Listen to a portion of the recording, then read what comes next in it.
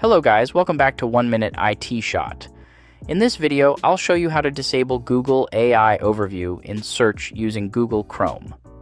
So without further ado, let's get started. First, make sure you're using the Google Chrome browser.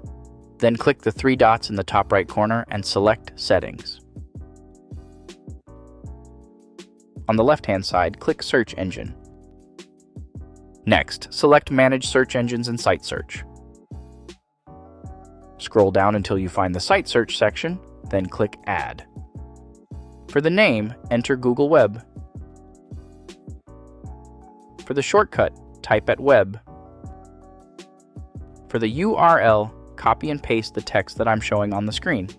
I'll also leave it in the video description so you can copy it easily. Once you've entered everything, click Add. Now scroll down until you find Google Web, click the three dots next to it, and select Make Default. That's it. Now, whenever you search using the Chrome address bar, Google will use the web search version, so the AI overview will no longer appear in your search results. If this video helped you out, please leave a like, subscribe to 1 Minute IT Shot for more tutorials, and I'll see you in the next one. Take care. Bye.